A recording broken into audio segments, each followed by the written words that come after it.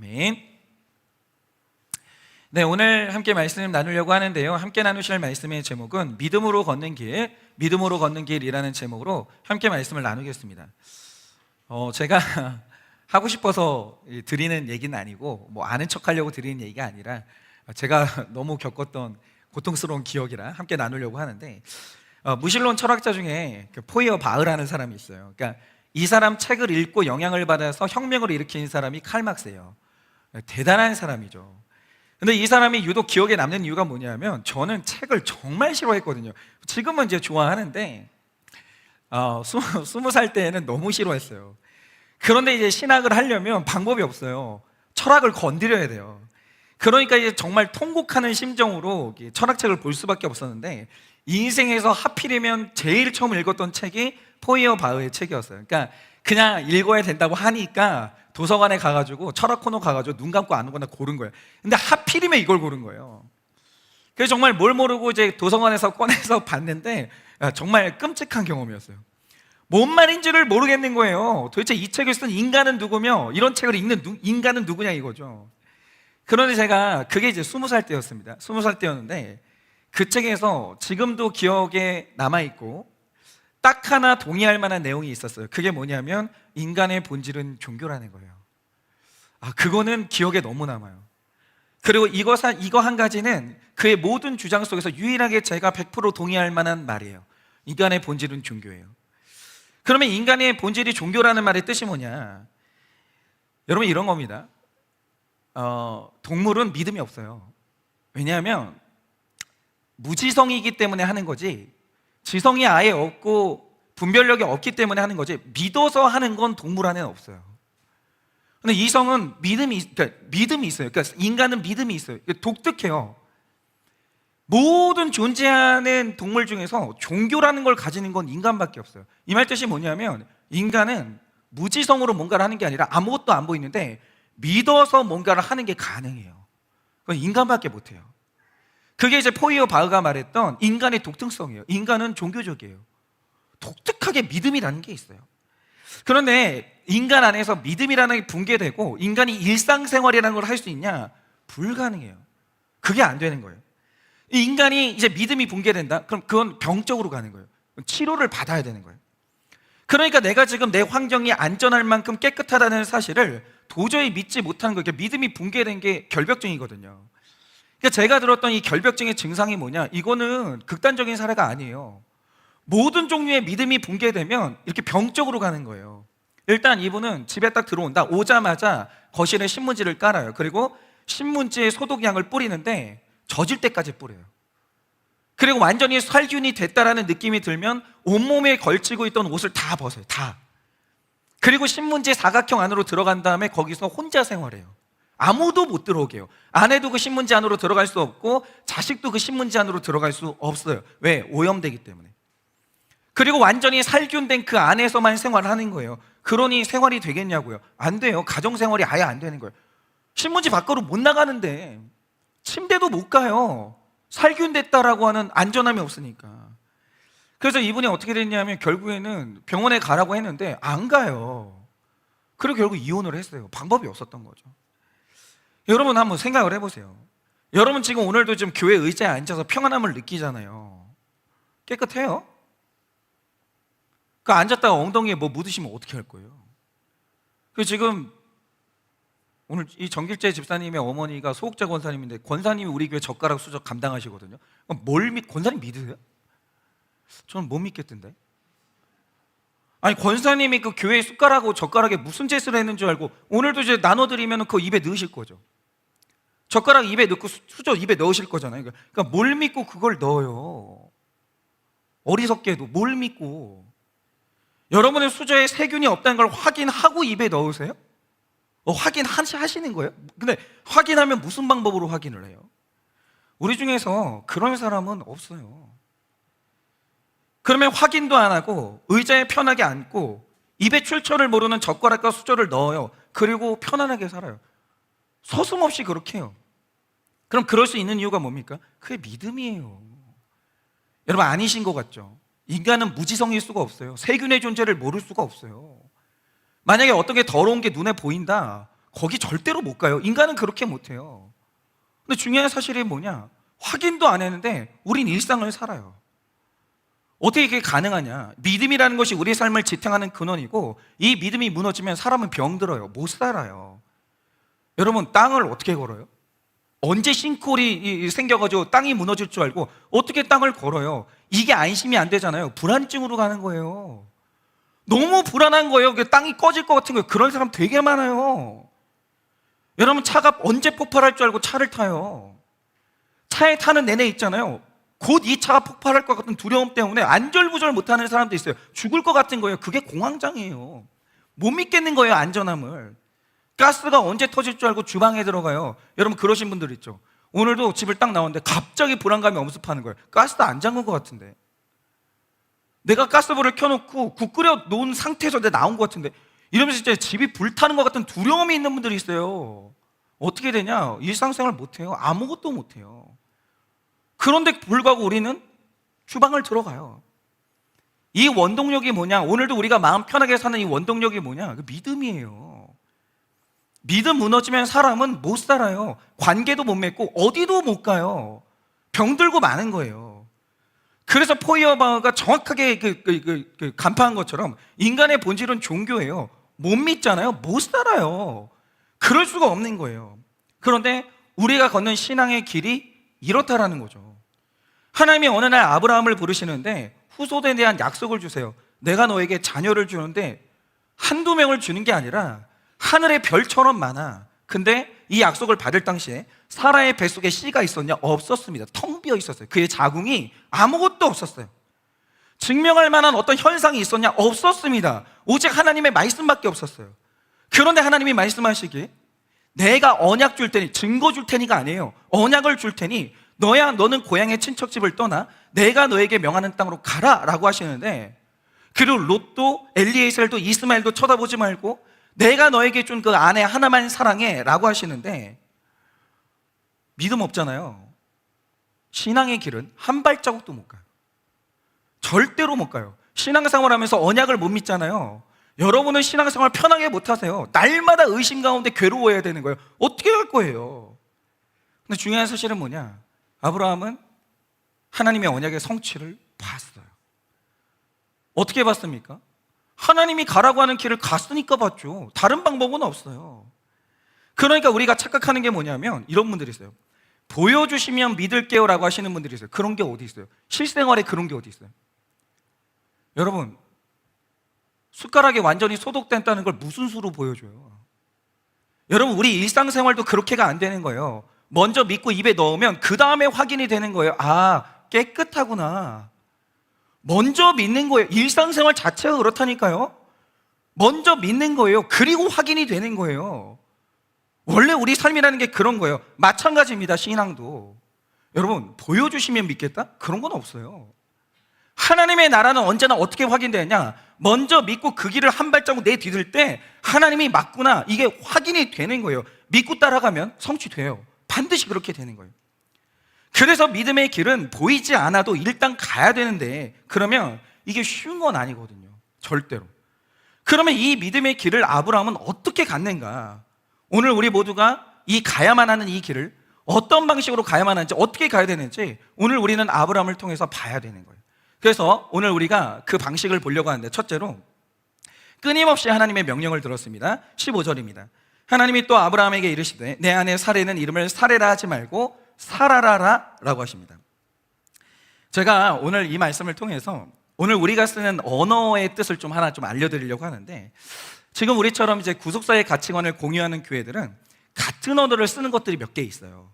예를 들어서 약재료라는 언어가 있고, 해석이라는 말, 내 구원을 위해서 수고하는 사람, 이거는 이제 해설이 좀 필요한 용어들이죠. 다 고난이 축복이다, 인생의 목적은 행복이 아니라 구원이다, 이런 식으로 우리들이 이제 쓰는 언어가 있어요. 그런데 이게 어디 하늘에서 떨어진 언어가 아니고요, 전부 다 성경 안에 있는 언어들을 부각시켜서 저희가 지금 쓰고 있는 거예요. 그런데 저는 이 모든 말들 중에서 반드시 규명이 돼야 되고, 이건 우리가 제일 중요하게 여겨야 되는 말이 하나 있어요. 그게 뭐냐면 말씀이 들리십니까? 이거예요. 말씀이 들리세요? 이게 얼마나 재미있냐면, 제가 이제 우리들 교회에서 사역을 할 때 1년에 2번씩 세미나를 했거든요. 그럼 이제 전국에서 이제 목사님들이 오시는 거예요. 그래서 이제 어떤 목사님 한 분이 그 당시에 이제 김양재 목사님께 인사를 하러 왔어요. 목사님 은혜 받고 있습니다. 감사합니다. 이렇게 인사를 했는데 목사님이 참석하신 목사님한테 그렇게 물어본 거예요. 아유, 야 목사님 말씀이 들리세요? 근데 이게 그렇게 모욕적으로 느껴지는 거예요. 근데 목사인데, 아니 목사한테 말씀이 들리냐는 게 무슨 소리냐 이거예요. 이분이 큰 교회 한다고 작은 교회 목사 무시하나. 너무 기분이 나빴다는 거예요. 그런데 세미나를 들으면서 말씀이 들리는 삶이 뭔지를 처음 한 거예요.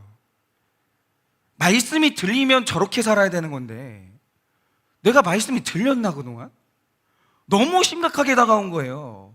그러니까 이게 보통 말이 아닌 거예요. 말씀이 들리냐라는 말이 신앙생활 전체에서 이게 제일 중요해요. 말씀 들리세요?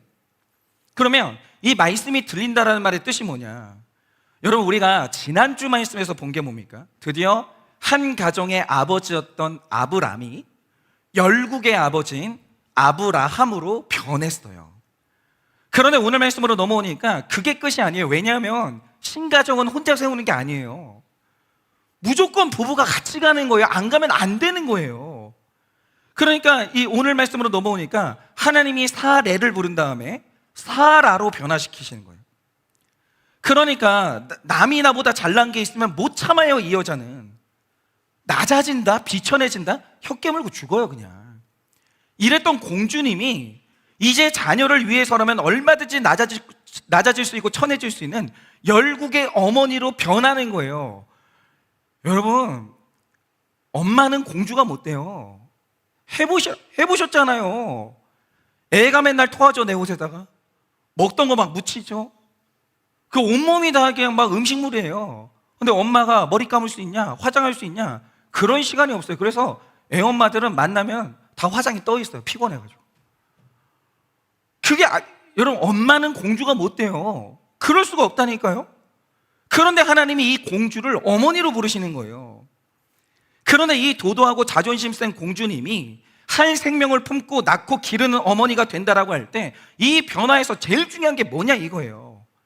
여러분, 제가 아브라함의 이 기록을 설교하면서, 여러분 제가 같은 남자지만 얼마나 아브라함 욕을 많이 했어요. 이 아브라함 진짜 나쁜 놈이에요. 진짜 이건 인간도 아니야. 인간도 아니야. 진짜 어떻게 아내를 팔아요?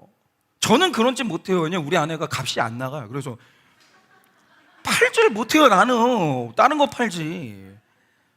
아브라함 너무 비겁해요. 너무 비겁해. 아내 팔고 지참금을 어마어마하게 받았어요. 나쁜 사람이죠. 근데 중요한 게 이거예요. 그러면 사라는 피해자예요? 사라는 이런 죄인 아브라함과 살아내야 되는 불쌍한 여자예요? 아니요.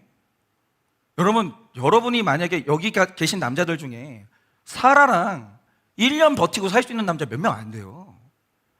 여러분, 사라가 누구예요? 자존심이 생명인 여자라서 이거 상하잖아요. 내 남편 침실에 다른 여자 넣어줄 수 있는 여자가 사라예요. 이거 진짜 무서운 여자예요.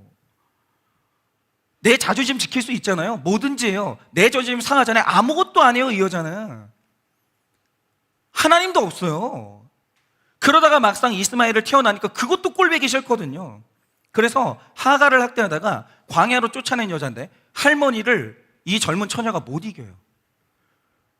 여러분, 사라가 보통 센 여자가 아니에요.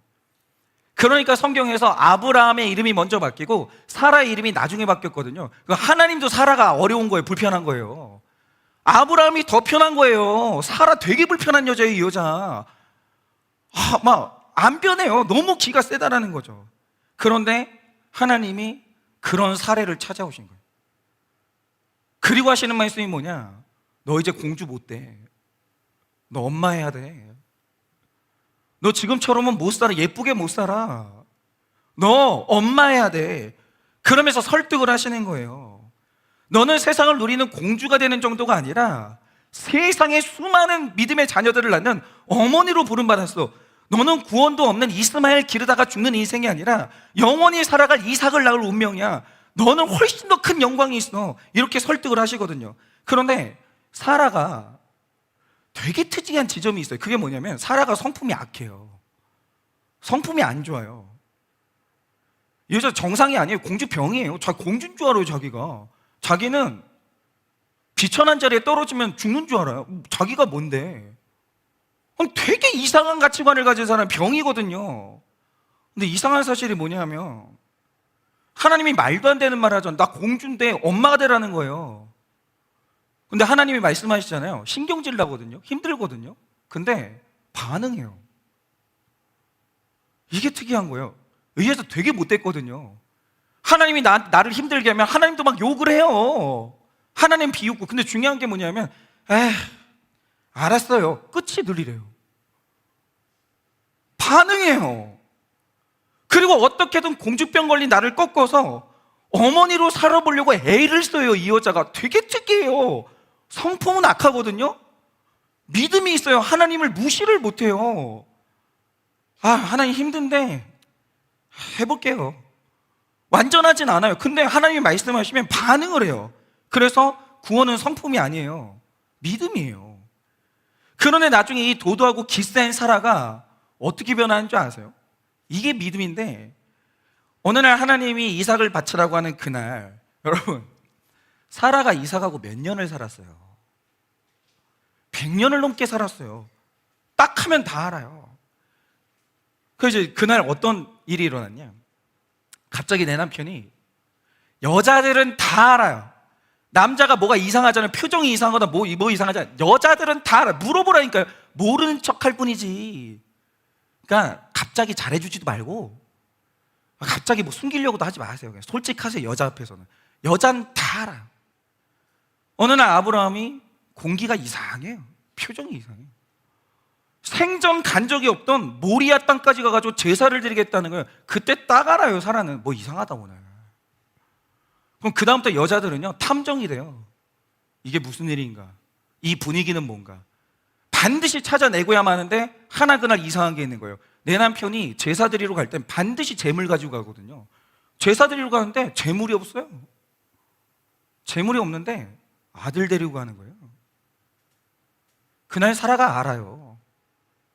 오늘 재물은 내 아들이구나. 사라가 모를 것 같으세요? 열국의 어머니요 이 사람이. 알아요. 그런데 젊은 시절 같으면 사라 난리 납니다.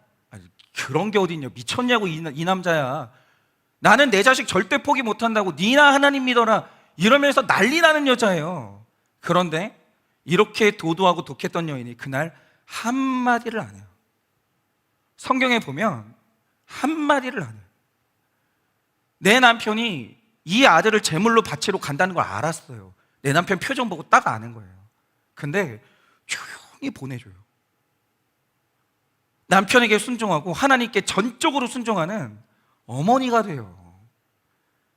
그러니까 오랜 세월 동안 하나님 말씀을 믿고 듣고 가니까 사람이 변하는데 바로 이거예요. 사라는 하나님 말씀이 들리잖아요. 괴로워요. 그럼 어떤 사람들은 떠나거든요. 안 듣고 말거든요. 사라는 되게 괴로운데 반응해요. 결국 사라는 안 되는 게 많고 너무 강하고 독한 성정의 여잔데 하나님이 말씀하시면 알겠어요. 힘든데 해볼게요. 늘 이래요. 마지막이 늘 이래요. 하나님하고 싸우기는 하는데 이게 말씀이 들리는 거예요. 이게. 그래서 제가 정말 목회를 하다 보면 신기한 게 뭔지 아세요? 성품 아니에요. 믿음이에요. 정말 너무 부드러워요. 매너가 너무 좋아요. 교양도 있어요. 목소리 톤이 올라가는 법이 없어요. 그런데 아무리 말씀이 선포돼도 꿈쩍도 안 해요. 목사님 그거는 목사님 생각이시고요. 저는 이렇게 잘 살게요 목사님. 목사님 훌륭하세요. 근데 전 그냥 이렇게 살게요. 하나도 안 바뀌어요. 하나도. 꿈쩍도 안 해요. 이걸 복음서에서는 피리를 불어도 춤출 줄 모르는 사람이라고 했어요. 피리가 막 부는데 얼마나 자존심이 세고 교양이 한지 움찔움찔도 안 하는 거예요. 그래서 예전에 어떤 목사님이 그랬어요. 본인은 제일 가기 싫은 설교 자리가 교장 선생님들 모인 자리라는 거예요. 아무리 웃긴 말을 해도 한 번도 안 웃는다는 거예요. 그 신기한 게 뭐냐면 교장 선생님들은 꼭 말씀 들을 때 왜 눈을 감아요? 자는지 깨 있는지를 모르겠다는 거예요. 피리를 부는데 춤을 안 추는 거예요. 여러분, 이런 분들은 아무리 예배 시간에 앉아 있어도 말씀이 들리시는 게 아니에요. 말씀이 들린다는 게 뭐냐? 피리를 불면 춤을 춰야죠. 말씀이 들리면 반응을 해야죠. 정길재 집사님처럼 독하고 못됐고 순악하고, 내 인생에서 인간 이렇게 싫어해 본 적이 없는데 너무너무 싫어 진짜. 그런데 말씀이 들릴 때 반응하면 그 사람이 사례가 아니라 사라인 거예요. 여러분, 성품 아닙니다. 믿음입니다. 이 길은 그렇게 말씀이 들릴 때 반응하면서 가는 길, 그게 바로 믿음의 길이라는 거예요. 적용 질문 드립니다. 말씀이 들리십니까? 말씀이 들리십니까? 말씀을 듣고 반응한 경험이 있으십니까? 말씀을 듣고 반응한 경험이 있으십니까? 말씀이 안 들린다면 이유가 무엇입니까? 나중에 정길재 집사님한테 가가지고 그동안 왜 그랬냐고 좀 물어보세요. 말씀이 들리는데 왜 그랬냐고. 말씀이 안 들린다면 이유는 무엇일까요? 둘째로, 하나님은 타협하지 않으십니다. 19절입니다. 하나님이 이르시되 아니라 내 아내 사라가 내게 아들을 낳으리니 너는 그 이름을 이삭이라 하라. 내가 그와 내 언약을 세우리니 그의 후손에게 영원한 언약이 되리라 라고 하십니다. 여러분, 제가 방금 읽었던 이 말씀이 19절이거든요. 그런데 이 직전이죠. 17절, 18절 말씀에 어떤 내용이 기록되어 있는지 아세요? 저는 이게 사실은 상식적인 내용이라고, 그 반응이라고 생각되는데, 자, 아브라함은 열국의 아버지가 되고 사라는 열국의 어머니가 된다. 열국이에요. 전 세계에 네 자녀들이 있다는 거예요. 이게 약속을 하시는데, 그런데 이 약속을 듣고 아브라함의 반응이 뭐였었냐면 그러면서 웃어요. 웃음을 참지를 못하는 거예요. 웃어버려요. 왜냐? 주님, 저는 100세예요. 내 아내는 90세예요. 주님, 제가 숨 쉬는 것도 힘들어요. 그런데 이 나이에 내 주변에 100세에 자식 낳은 사람이 있냐? 90세에 자식을 낳은 여자가 있냐? 주님, 농담도 적당히 하셔야죠. 말이 안 되는 거예요. 아무리 들어봐도. 그러니까 아브라함이 하나님께 타협안을 제시하는 거예요. 저는 이게 합리성의 함정이라고 생각을 해요. 너무 합리적인 거예요.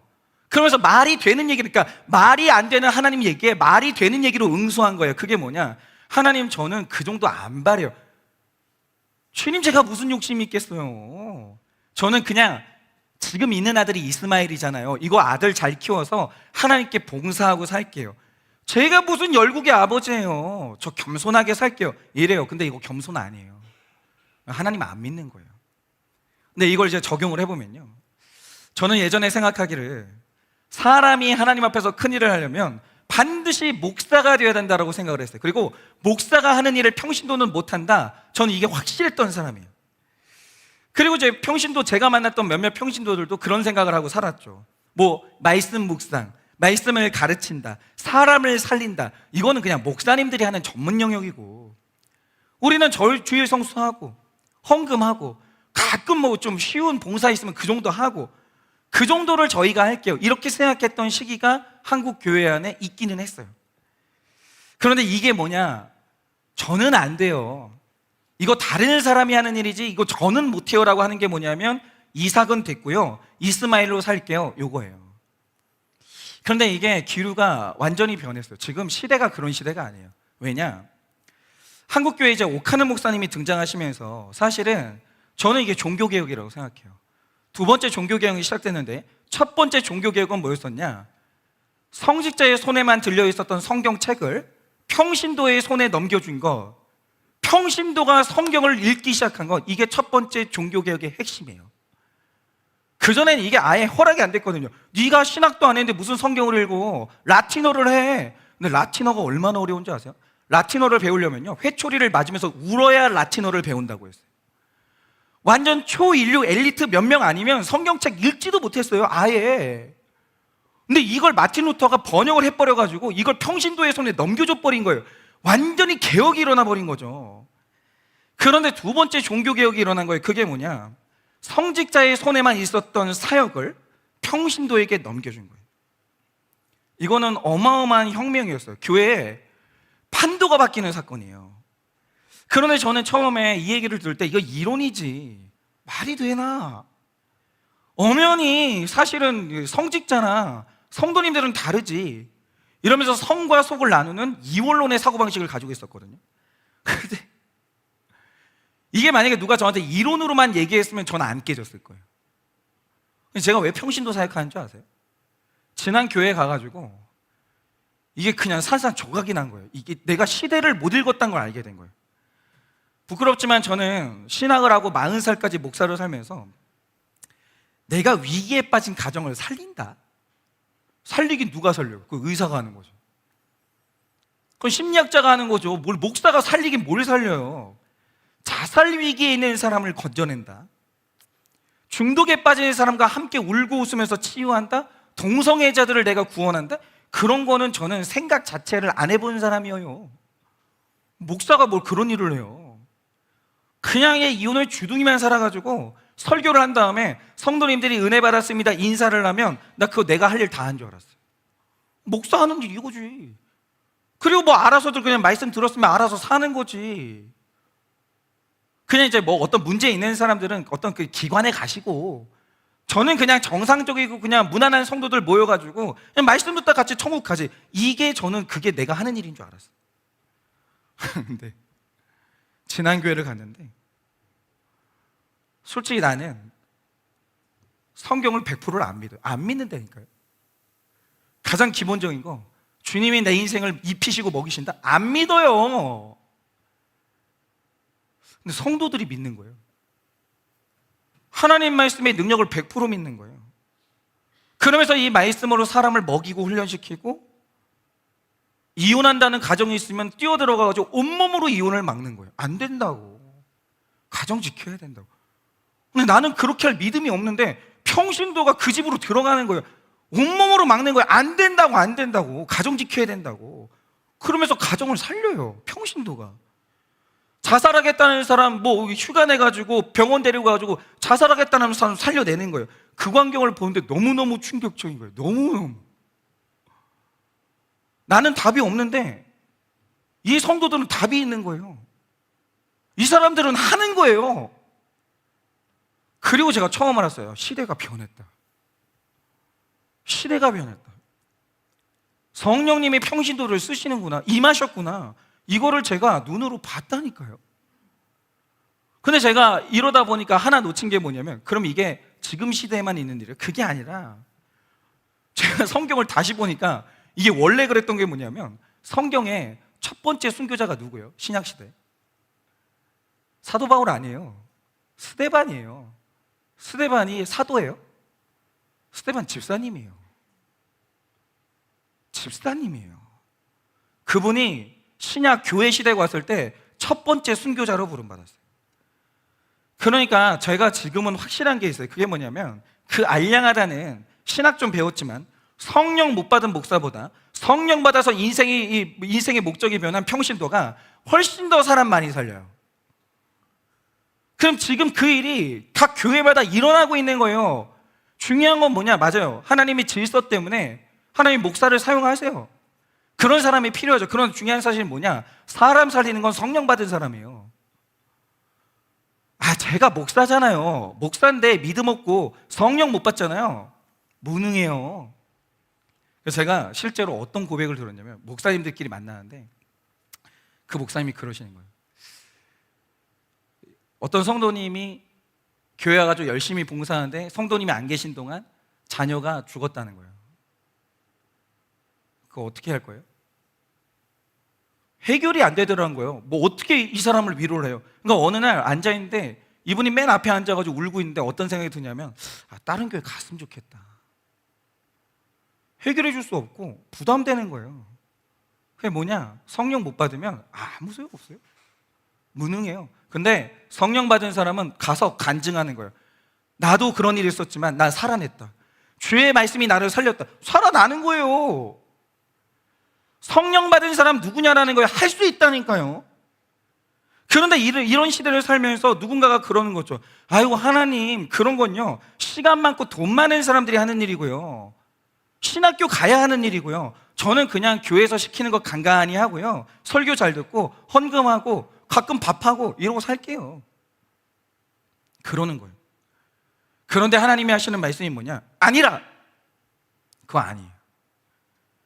100세인 아브라함, 너 90세인 사라, 너는 반드시 언약의 아들을 낳으리니 네가 낳을 생명이 있다라는 거예요. 너는 생명을 낳을 거야. 그리고 우리의 언약은 후손들에게도 영원한 언약이 될 거야. 저는 그렇게 믿어요. 오늘 이 선포된 간증이 이 집의 아이들 인생을 평생을 붙잡아 줄 거예요. 인생 힘들 때, 위기가 올 때, 자기 가정이 흔들흔들할 때 아버지가 남겨진 이 간증이 이 아이들의 영원한 언약이 되는 거예요. 아니라, 여러분 잘 들으셔야 돼요. 20절을 보면 이스마엘도 세상 복을 받아요.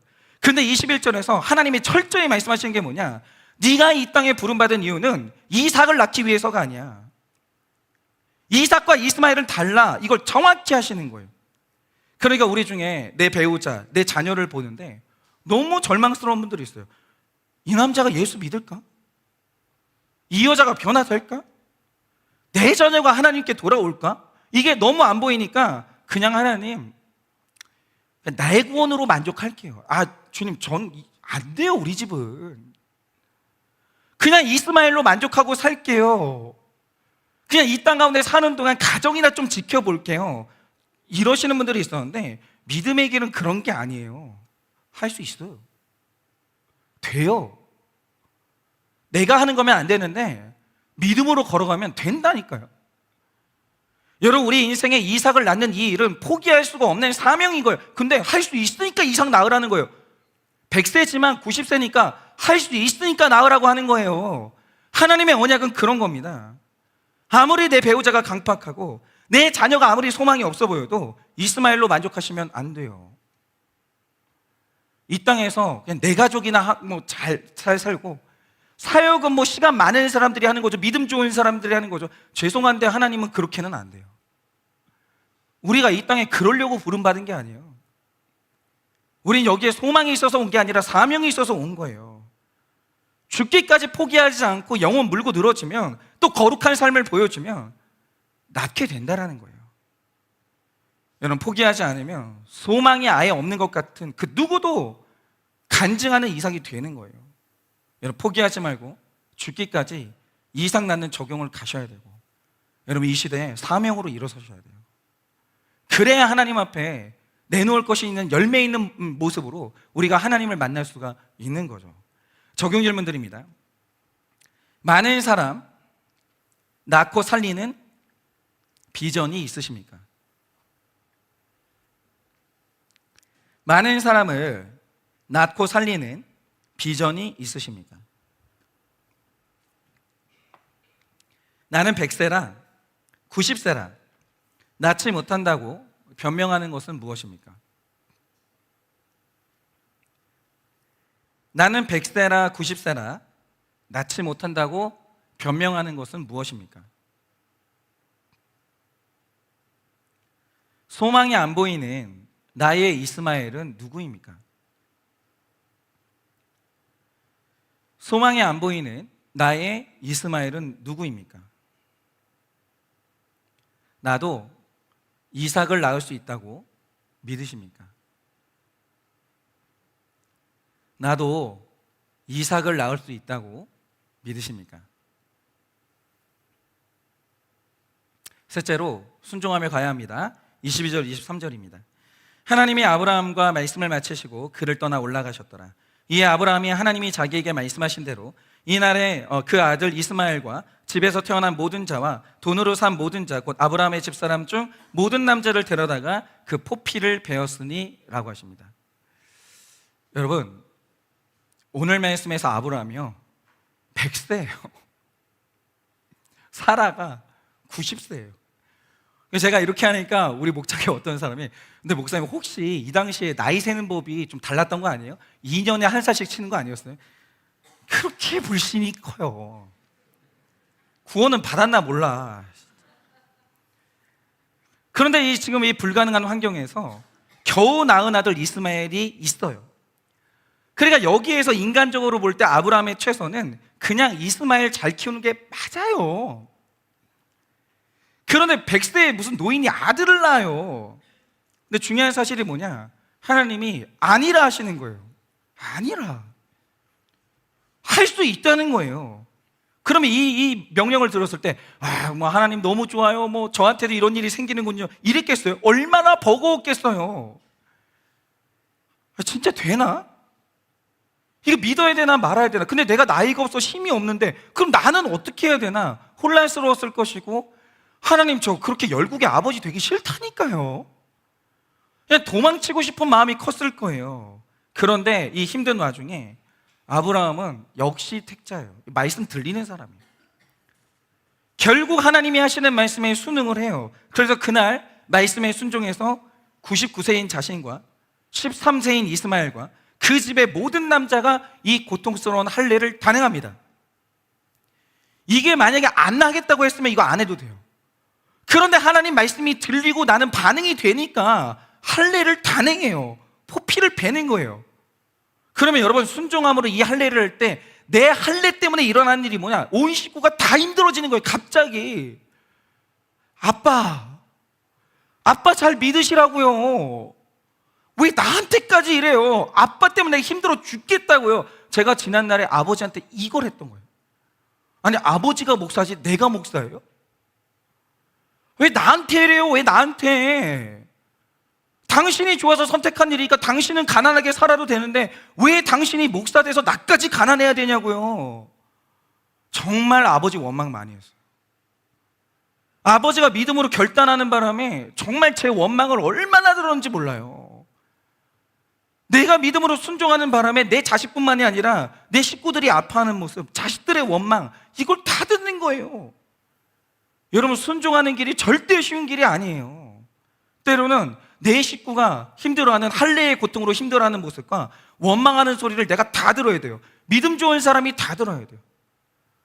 그러니까 저도 거룩을 외치는 목회를 하면서 뭐 이런 거예요. 막 그런 거 있잖아요. 막 정기제 집사님이 힘들다고 할 때, 집사님 얼마나 힘드시겠어요?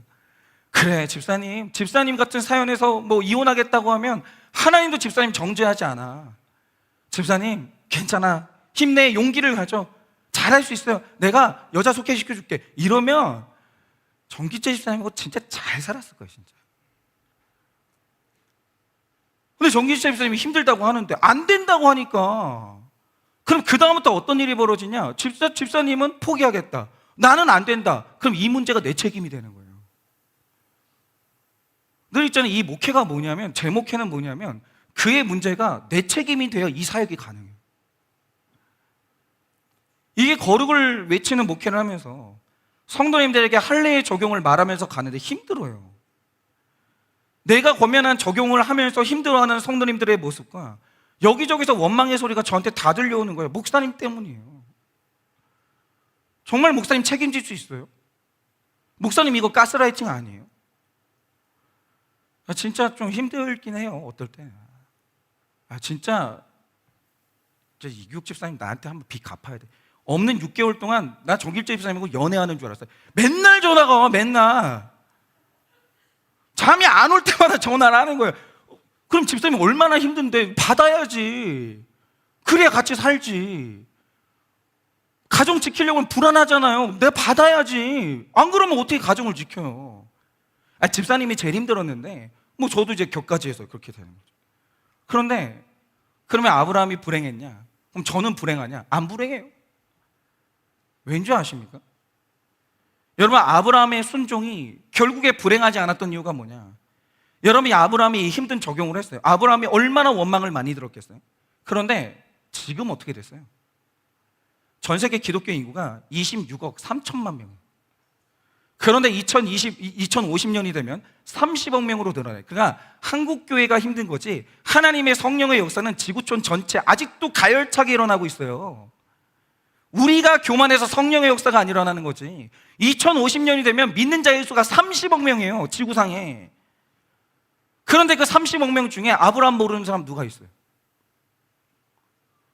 오늘도 아브라함 때문에 죽을까 말까 하다가 아브라함 때문에 살고, 가정 깰까 말까 하다가 아브라함 때문에 가정 지키고, 이런 사람이 얼마나 많아요. 아브라함한테 인생과 믿음을 배워서 오고 가는 세대에 지금도 천국 가는 사람이 얼마나 많냐고요. 근데 아브라함이 지금 천국에 있잖아요. 이걸 보는 거예요. 나는 그가 누군지 몰라요. 천국에 오는 사람마다 다 나를 아는 거예요. 당신이 아브라함이군요. 당신의 인생을 보고 믿음을 배워서 나도 그 길 걸어갔다 천국 갔다고. 당신이 내 아버지라고. 천국에 있는데 내 자녀들이 천국에 계속 오는 거예요. 아브라함이 그걸 봤다니까요, 지금 천국에서. 그리고 이제 이런 거예요. 지금 이 구약의 백성들은 못 봤죠. 진짜 아브라함의 언약이 어떻게 성취되는 것을 못 봤는데 우리는 어떻냐고요. 지금 우리 중에 아브라함 모르는 사람 누가 있어요? 오늘 아브라함이 이 언약을 받을 때 사라의 자궁은 텅 빈 상태였어요. 근데 우리는 보잖아요. 우리가 아브라함 다 알아요. 우리가 아브라함의 자손이에요. 우린 보잖아요. 이 언약의 끝을. 그래서 순종은 100% 열매가 있는 거예요. 100%예요. 100%. 그래서 이 길은 가야 되는 길이고, 저는 그런 믿음이 있어서 말을 하는 거예요. 책임질 거고, 앞으로도 이렇게 살 거고, 100% 말씀대로만 가면 저한테 언젠간 고마우게 돼요. 무조건. 이 땅에서 안 해도 돼요. 죽어서 확인하면 되는 거지. 천국이 있다는 걸. 그러니까 지금은 보이지 않아도 믿음으로 이삭을 낳을 거라는 믿음의 길은 걸어야 되는 거예요. 걸어야 돼요. 원망해요. 저를 원망하세요. 근데 중요한 게 뭐냐, 나중에 언약이 성취되면 미안하다고는 해야 돼. 저한테 미안하다고는 해. 그 밥은 한번 사시라고. 여러분, 이 길 가야 돼요. 가야 된다고요. 하나님 말씀은 옳아요. 아브라함이 알려줬어요. 이게 옳다고. 저는 그것에 대한 자신감이 있어요. 그래서 우리도 아브라함처럼 이 길을 보이지 않아도 쭉 걸어가서 약속의 성취를 보는 모든 우리 성도님들의 인생 되시기를 예수님의 이름으로 축원합니다. 우리 찬양팀 나와주시고 적용 질문 드립니다. 포피를 베는 고통에도 순종해야 할 것은 무엇입니까? 포피를 베는 고통에도